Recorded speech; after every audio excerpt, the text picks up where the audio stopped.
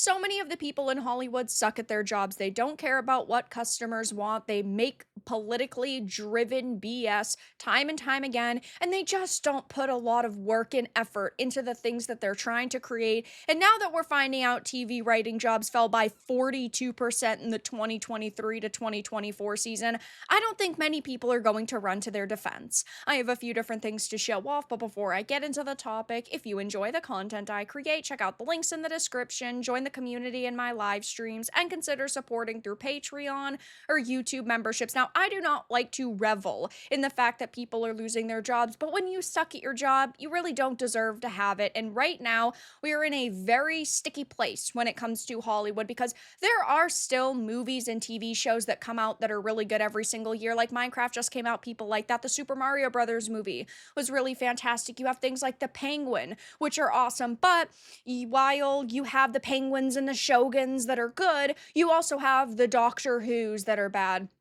You have things like the, if it ever comes out, Tomb Raider series by Phoebe Waller-Bridge. You have all of these Star Wars and Marvel shows that are really low effort. You just have so much bad content that you can't look past it. And unfortunately, a lot of people within Hollywood are so politically motivated that they cannot see past their own opinions. They cannot look at something they're creating and go, you know what, maybe this messaging is too heavy handed and it could push people away. Or they don't take to social media to try to listen to what customers actually want, what their viewers actually want to view. And now we're hearing about this, and I can't say I feel all that bad.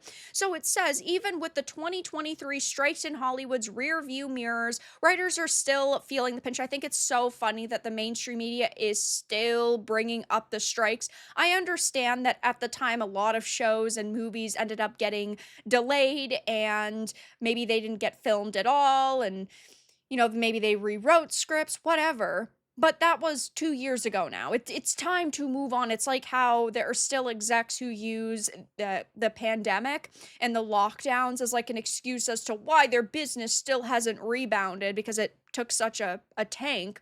And now, so many of them are still struggling. It says on Friday, the Writers Guild of America released new job statistics highlighting recent declines in television writing jobs across various levels of the hierarchy. Post-peak TV, those at the peak of profession were the largest casualties. Of the 1,319 fewer TV writer jobs for the 23 to 24 season versus 22 to 23 pre-strike, 642 jobs were lost, a decline of 40% at the co-executive producer or higher up to showrunner level.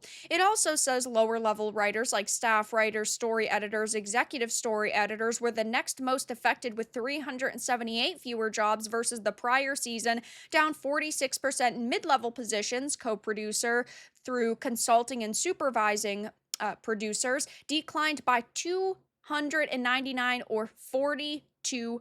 All told, there were 1,819 television jobs last season, a 42% decline from the 22 to 23 season. And last season's numbers are far fewer than even the COVID season of 19 to 20, which employed 2,722. Cord cutters and corporate greed are to blame, the WGA says, which I do not completely agree with. I definitely think that there is a lot of corporate greed within every single industry. Hollywood is no different. That people at the top want to line their pockets. Look at how much people like, David Zaslav were getting paid, Bob Iger was getting paid, everybody within this industry. I mean, we had just heard a few days ago that David Zaslav's pay package for 2024 was $51.9 million, an increase of 32% since 2022. Now, if these people gave up a few $1,000,000 and actually paid employees what they were worth, well, people wouldn't be so quick to point and,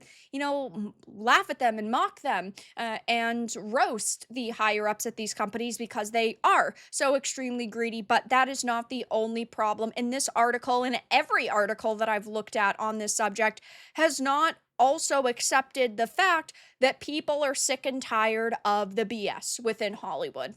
It's happening with video games too, though. The difference is that the video game industry makes $200 billion a year, where Hollywood only makes around $20 billion. So big, big difference. But it's still a problem that both of these industries are facing. Now, I could sit here all day and all night talking about all of the failed projects we've gotten from Hollywood over the past couple of years and the ones that are going to come out that are going to seemingly be failures. But let's just take a peek. Most recently, we got Snow White. Oof, that was such a big disaster for Disney. The trailers all hit millions of dislikes, tons of backlash on social media because of Rachel Zegler's attitude and all of the controversial things that she said, like how the original film was outdated and how they wanted to modernize it. And Snow White didn't need a prince, and Snow White was going to be a strong woman. It was a total reimagining. It came out, it didn't capture an audience. It was in theaters for 3 weeks with virtually no competition except for Jason Statham's A Working Man, which did better than it in weekend 2 domestically. But then the Minecraft movie came out and obliterated it. It has fallen out of the top 3 at the box office already, which is funny to see. But as far as we are aware, they put hundreds of millions of dollars. Rumor in total was 400 million because you have the development costs and then all of the reshoot costs and then the marketing. So big failure there. Another upcoming series that I think is not even going to come to fruition is Amazon's Tomb Raider. Phoebe Waller-Bridge since 2019 has had a deal with Amazon, and she at this point in time has gotten paid $100 million, and she hasn't produced anything since 2019 for them. And well, it sounds like they have been trying to come up with a script and they've been looking at these different castings. Everything has been shut down by gamers and TV goers because back in November there was a rumor circulating that Sophie Turner was going to be in, like the final negotiations to play Lara Croft, and I think she is a beautiful woman.